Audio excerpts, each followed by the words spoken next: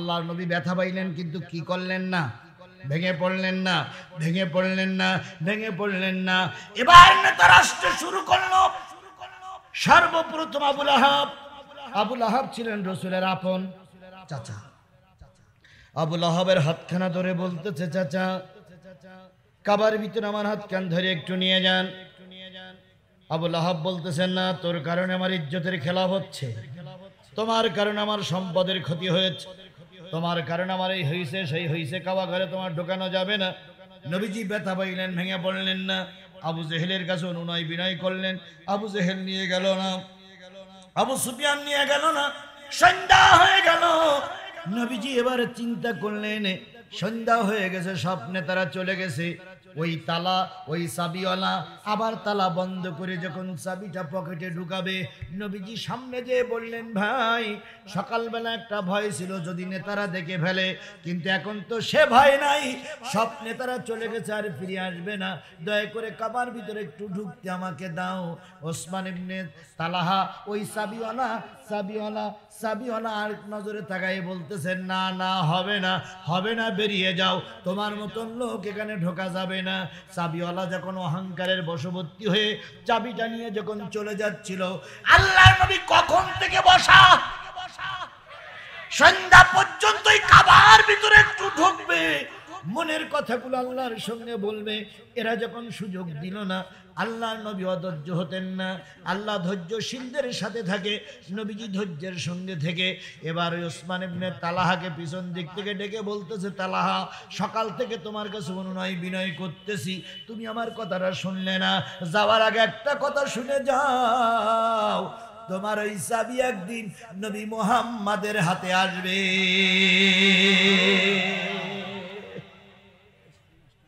চাবি একদিন নবী মুহাম্মাদের হাতে। ও লোক চলে যাচ্ছিল, হঠাৎ করে পিছন দিকে তাকাই ঘাড় দেখাই বলতেছে, কথাটা কি হইল? চাবি তোমার হাতে আসবে মানে? কয় তুমি সাদা কাগজে লিখে রাখো। সাদা কাগজ আছে? লিখে রাখো, এই চাবি একদিন আমার হাতে আসবে। ওসমান ইবনে তালহা বলতেছে, সেই দিন এই যে নেতারা লাইন দিয়ে চলে যাচ্ছে, এরা কেউ বেঁচে থাকবে না?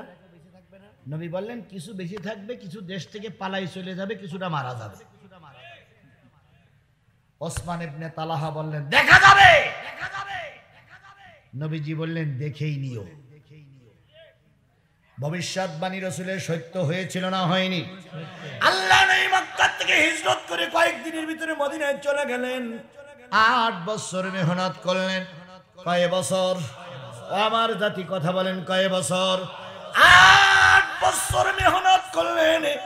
নবীজি আমার 8 বছর পরে 8ম হিজরি সনে পবিত্র রমজান মাসে 10,000 সাহাবী নিয়ে মক্কা বিজয় করে ফেলেছে।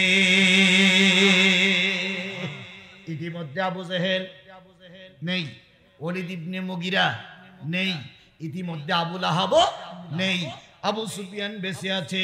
নবীজি যখন মক্কা বিজয় করলেন, তালাওয়ালা চাবিওয়ালা কাবা ঘরের ভিতরে তালাটা দিয়ে ওই কাবার ছাদের পরে যেয়ে পালাইয়ে চলে বসে আছে, চাবি নবী মুহাম্মদকে দেবে না। আল্লাহর নবী কয় হাজার লোক নিয়ে মক্কা বিজয় করলেন। 10,000 লোক নিয়ে মক্কা বিজয় করে বেলালকে বলেন, বেলাল আজান দাও। বেলাল 8টা বছর দেলের ভিতরে আগুনগুলো ধুই ধুই করে জ্বলতেছে, বিস্ফোরণ হয়নি। কাবার ভিতরে ঢুকতে চেয়েছিলাম, জাতি আমাকে ঢুকতে দেয়নি, এখন আজান দাও, মনের সুখে কাবায় একটু নামাজ পড়বো। বেলাল বললেন, ইয়া রাসূলুল্লাহ, আজানটা কি কাবার ভিতরে দেব না বাইরে দেব? নবী বললেন, বেলাল আজানটা ভিতরেই দাও, আজানটা ভিতরেই দাও। বেলাল ভিতরে ঢুকতে যেয়ে দেখে মসজিদে তালা মারা। কি মারা? তালা মারা। এবার বেলাল বলেন, ইয়া রাসূলুল্লাহ, তালা মারা। নবীজি বললেন, চাবিওয়ালা গেল কই? হই হই রই রই চাবিওয়ালা গেল কই? কাবার তালা মারলো কে? সে যে এক চাবিওয়ালা। কাবায় তালা মারলো কে? সে যে এক চাবিওয়ালা। চাবিওয়ালা। নবীজি বলেন, চাবিওয়ালা কই? ইয়া রাসূলুল্লাহ, জানি না। নবীজির পিছনে কয় হাজার? জোরে বলেন কয় হাজার?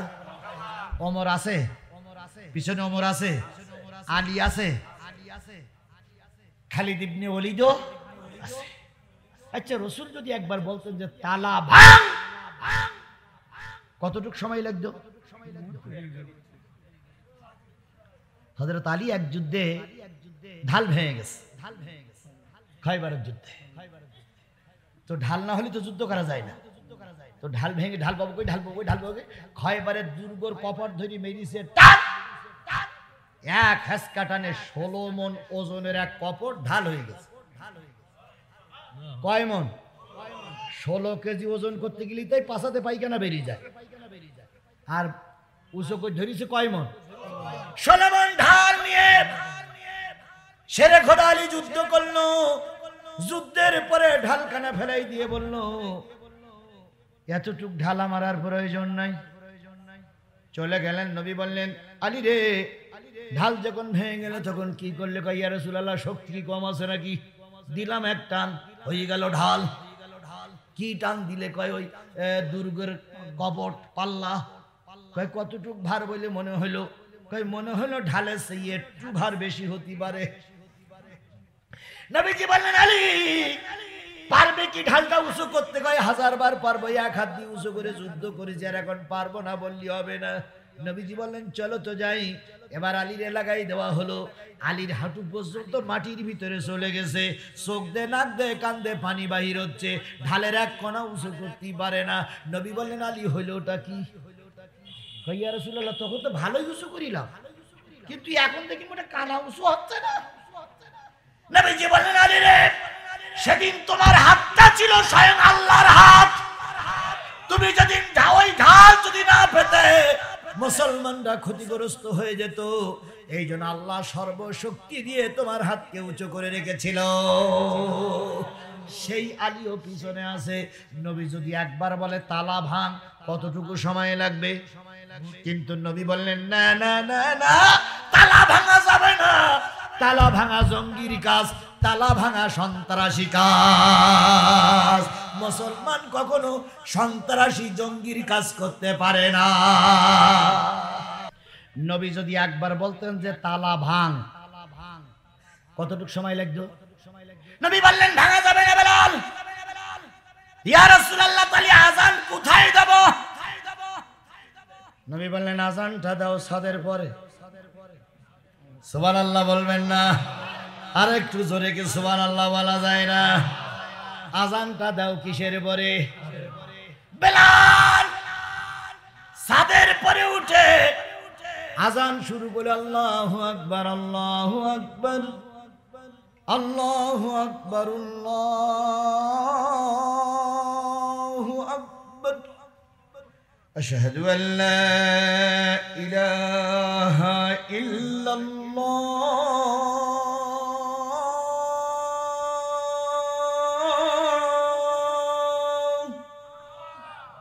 আশহাদু আন্না মুহাম্মাদার রাসূল। লুল্লাহ বলতে যে রসুলের দিক তাকাইছে, তাকানোর পরে লুল্লাহ আর বলে না। বেলাল, কি হইল? আজান বন্ধ হইল কেন? কই, ইয়া রাসূলুল্লাহ, ছাদের পরে একজন ভুটুই শুয়ে আছে। নবীজি বলতে, ও লোকের নাম কি? কই, ইয়া রাসূলুল্লাহ, কিছুই তো বলে না, ভুটুই শুয়ে আছে। নবীজি বলতেছে, ওর ওই একটু ডাকো দি। বেলাল পিছনে যে পা ধরে নাড়াতেছে, ও ভাই, ও ভাই, মক্কা বিজয় হয়ে গেছে ভাই, আর ঘুমাইয়েন না ভাই। সমস্ত শরীর নড়ে। বেলাল বলতেছে, ইয়া রাসূলুল্লাহ, এ তো সমস্ত শরীর নড়তেছে। কয়, মাথার দিক নাড়া দেয়। কয়, মাথার দিক নাড়া দিলে পা নড়ে, পা ধরে নাড়া দিলে মাথা নড়ে। তার মানে ও কি ঘুমোচ্ছে না জেগে ঘুমোচ্ছে? আর যে ব্যক্তি জেগে ঘুমায় তার কখনো চেতনা। নবীজি বললেন, বেলাল, মাথার দিকে যাও, যে একটু মাথাটা উঁচু করে দাও, আমি চিনতে পারি কি দেখি। বেলাল অনেক কষ্ট করে পিছন দিকে ঠেই লাগাই মাথা উঁচু করে। নবীজি বলতেছে, তুমি সেই চাবিওয়ালা না? সে কাগজটা কি তোমার কাছে আছে? সুবহানাল্লাহ, সুবহানাল্লাহ, সুবহানাল্লাহ।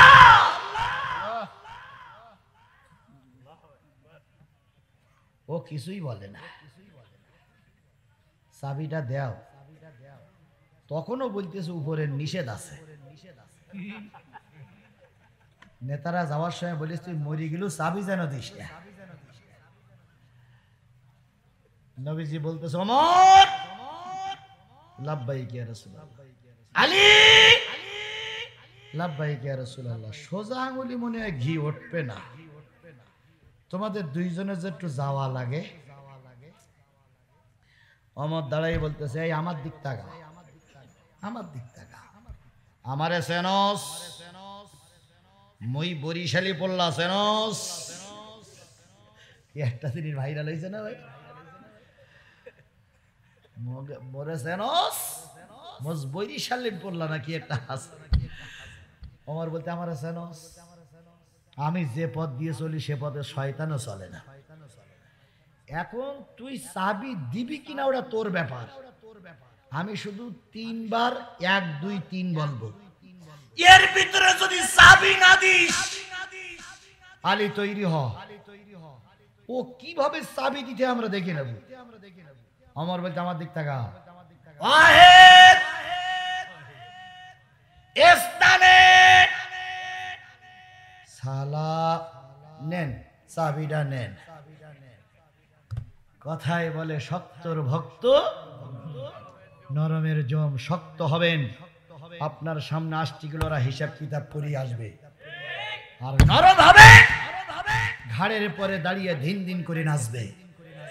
সুতরাং শক্ত খুব বেশি হওয়া যাবে না, বা নরম খুব বেশি হওয়া যাবে না।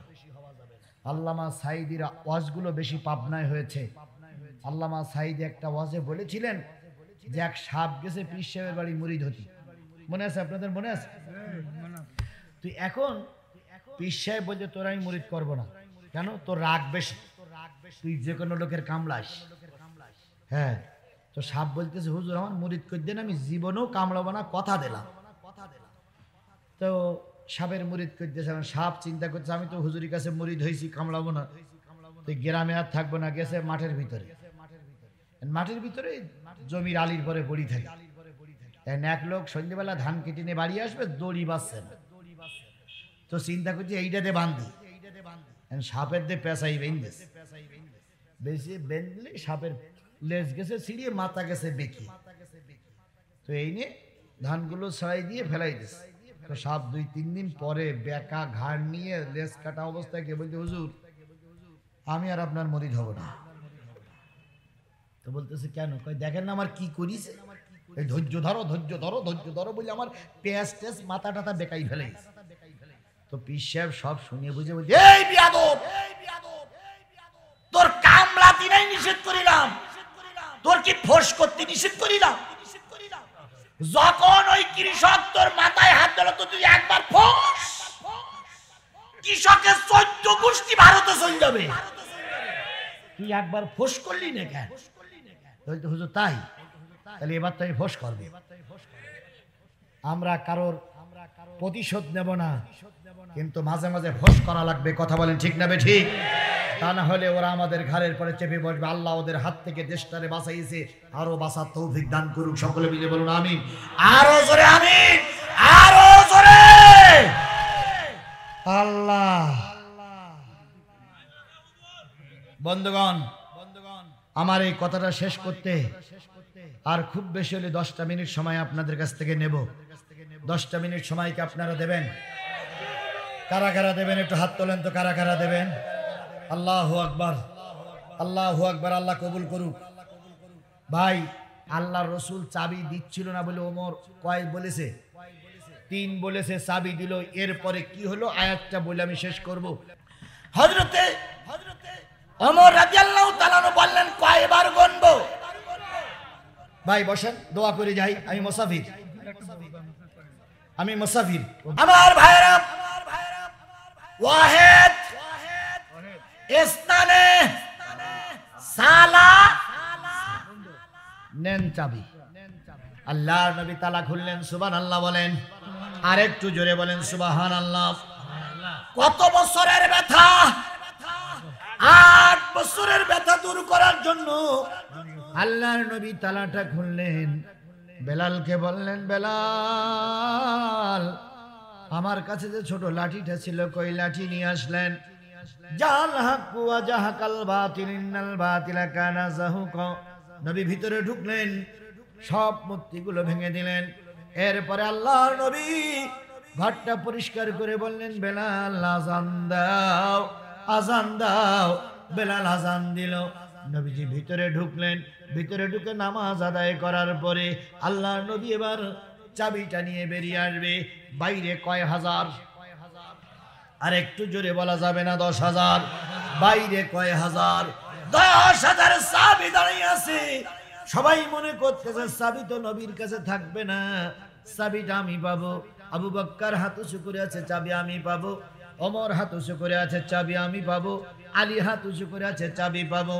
আল্লাহর নবী কাবার ঘরের থেকে এক পা ভিতরে আর এক পা বাইরে দিয়ে যে যখন দাঁড়ালেন, সাহাবীরা লক্ষ্য করলেন নবীর জিব্রাইল নাজিল হইছে, নবীর ওহির আলামত দেখা যাচ্ছে।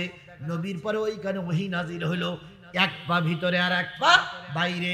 ওহি নাজিল হয়ে আল্লাহ পাক বলতেছেন, ইন্নাল্লাহা ইয়া'মুরুকুম আন তুআদ্দুল আমানাতি ইলা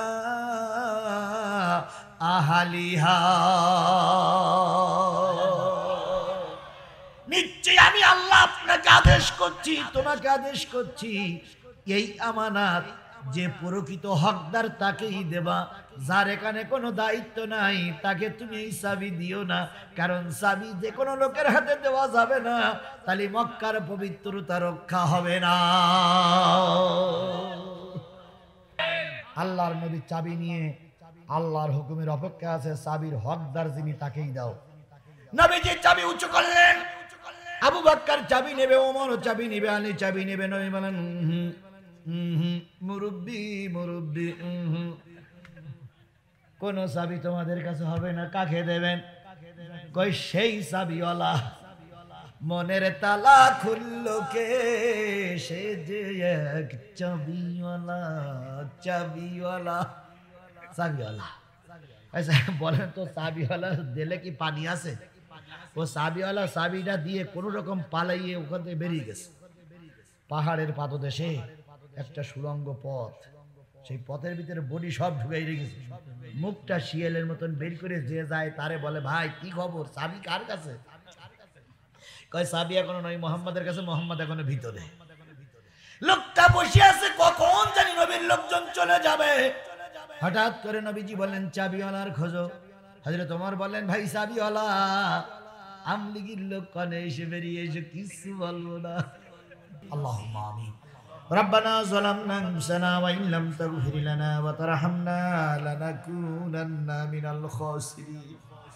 রব্বানা ইন্নানা আমান্না ফাগফির লানা যুনুবানা ওয়া কিনা আযাবান নার। আল্লাহুম্মা রাব্বিরহামহুমা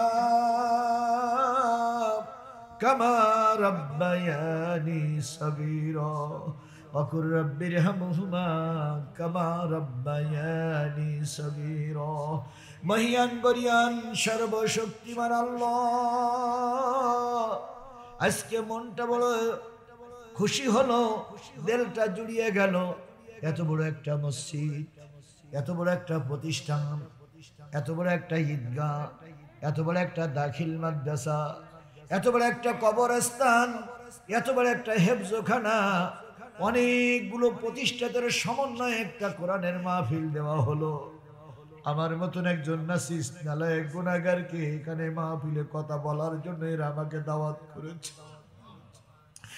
ও মাবুদ, এলেম কালাম কিচ্ছু নাই, বচন ভঙ্গিও ভালো না, তোমার বান্দাদের বুঝানোর মতন তেমন ক্যাপাসিটি আমার ভিতরে নাই। শুধু তোমার কোরআনের খেদমত করার নিয়তে গোটা দেশে সফর করে বেড়াচ্ছি আল্লাহ। তারই অংশ বিশেষ আজকে এখানেও মাহফিলটা শেষ করে তোমার কাছে দোয়া চাই। ও মালিক, আমাদের সবাইকে তুমি মাফ করে দাও। সবাইকে তুমি যদি মাফ করে দাও, তোমার কাছে কেউ কৈফিয়ত তলব করবেন না, কেন তুমি আমাকে মাফ করে দিয়েছো আল্লাহ। আমার গুনাহগুলো যদি সমাজের লোক সব জেনে ফেলতো, হয়তো আমার পিছনে কেউ নামাজ পড়তো না, আমাকে হয়তো মসজিদে ঢুকতে দিত না।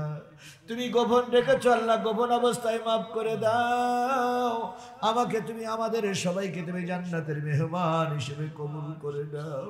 ও মাবুদ, আমাদের গুনাহগুলো মাফ করে দাও। রাত 12টা 12:30 বেজে গেছে। দুনিয়ার গ্রাম অঞ্চলের মানুষগুলো দরজা বন্ধ করে ঘুমায়েছে। তুমি তোমার রহমতের দরজা খুলে আমাদের দিকে তাকায় আসো।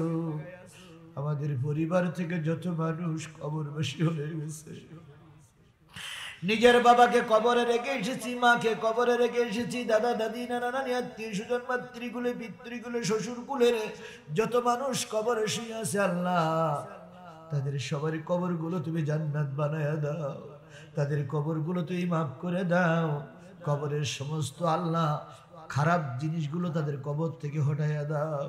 আল্লাহ তাআলা যাদের বাপ মা এখনো বেঁচে আছে, খেদমত করে তাদের সন্তুষ্ট অর্জন করার তৌফিক দিয়ে দাও। জীবনে অনেক মাহফিলে গিয়েছি, অনেক মাহফিল দেখেছি, এত টাকা দান করে খুব কম এলাকায় পেয়েছি বাবু। সকল দাতার দানগুলো তুমি কবুল করে নাও। এই গোরস্থানে যত মুদ্দার ব্যক্তি ঘুমায় গেছে আল্লাহ, সকলকে আল্লাহ তুমি জান্নাতুল ফেরদাউসের মেহমান বানায়া দাও। হেফজখানার থেকে একটা ছেলেকে মাথায় দস্তারবন্দি করা হলো, আল্লামা সাঈদীর চাইতে বড় আলেম বানায়া দাও, নিজামীর চাইতে বড় আলেম বানায়া দাও। মরহুম আব্দুস সুবহান এই এলাকায় ঘুমাইছে আল্লাহ। এখন আমরা সুখের দিনে ইসলামী আন্দোলনের কথা বলি, আর এই মুরব্বীরা যখন কথা বলেছে, দারুণ বিপদের মুখে তারা কথা বলেছে। খাওয়া নাই, ঘুম নাই, রাত নাই, দিন নাই, এ প্রান্ত থেকে ও প্রান্তে ছুটে গেছে আল্লাহ। মাওলানা আব্দুস সুবহান মতিউর রহমান নেজামী সহ ইসলামী আন্দোলনের যত নেতা কর্মী দুনিয়ার থেকে বিদায় হয়ে গেছে, তাদের সবাইকে শহীদ হিসাবে জান্নাতি হিসাবে কবুল করে নাও। আল্লামা সাঈদীর সারা জীবনের স্বপ্ন ছিল দেশে একটা কোরআনের শাসন কায়েম হোক। ও মাবুদ, তার আত্মাটা তখনই শান্তি পাবে যখন এ দেশ কোরআনের দেশ হয়ে যাবে। আল্লাহ তুমি একটিবারের জন্য হলো আমাদের দেশটারে তুমি কোরআনের দেশ বানায়া দাও। এই প্রতিষ্ঠানে যিনি সভাপতি ছিলেন তিনি এখন অসুস্থ। আল্লাহ তুমি তাকে মৃত্যু রোগ ছাড়া সকল প্রকার রোগ থেকে কামেলা দান, সাফায়ে কামেলা দান করে দাও। আল্লাহ এই প্রতিষ্ঠানের জন্মলগ্ন থেকে কমিটির যত সদস্য, যত লোক মারা গেছে সবাইকে আল্লাহ মাফ করে দাও। আগামী বছর এখানে ঠিকই মাহফিল হবে। যদি আমার মতন গুনাহগার আর আসার সুযোগ না হয়, যারা আসবে তাদের দ্বারাই প্রতিষ্ঠানের দিন দিন সম্মান বৃদ্ধি পায় এমন পরিবেশ তুমি তৈরি করে দাও বাবু। সব প্রতিষ্ঠানকে কবুল করে নাও, সব প্রতিষ্ঠানকে কবুল করে নাও, সব প্রতিষ্ঠানকে কবুল করে নাও। 1 টাকার থেকে সর্বোচ্চ যারা দান দিয়েছে সকল দাতার দানগুলো কবুল করে নাও। আমাদের মিলে মিশে এই দেশকে রক্ষা করার পরিবেশ তৈরি করে দাও। তোমার মা বোনের আল্লাহ, আমি যতটুকু দেখেছি পুরুষের চাইতে মা বোন অনেক অনেক বেশি। মা বোনেরা যদি সমাজে ভালো হয়ে যায়, দেশ একটা ভালো সমাজ পাবে। কারণ আমরা যে কোনো একটা মায়ের পেট থেকে দুনিয়ায় এসেছি আল্লাহ, মা বোনেরা অনেক কষ্ট করে এসেছে। প্রত্যেক মা বোনকে শান্তি সহকারে নিজ নিজ বাড়ি ফিরে যাওয়ার তৌফিক দাও। প্রত্যেক মা বোনকে কোরআনওয়ালা বানাইয়া দাও, প্রত্যেক মা বোনকে 5 ওয়াক্ত নামাজি বানাইয়া দাও, প্রত্যেক মা বোনের সংসারে শান্তি দিয়ে দাও আল্লাহ। প্রত্যেক মা বোনের সংসারটারে একটা ইসলামের দুর্গ হিসাবে কবুল করে নাও। আমাদের সবাইকে আল্লাহ তুমি দয়া করে কবুল এবং মঞ্জুর করে নাও। সুবহান রাব্বিকা রাব্বিল ইজ্জাতি আম্মা ইয়াসিফুন ওয়া সালামুন আলাল মুরসালিন ওয়ালহামদুলিল্লাহি রাব্বিল আলামিন। ওয়াজআল আখিরা কালামিনা ইনদাল মাউতি লা ইলাহা ইল্লাল্লাহু মুহাম্মাদুর রাসূলুল্লাহ। আসসালামু আলাইকুম ওয়া রাহমাতুল্লাহ। আল্লাহ সম্মানিত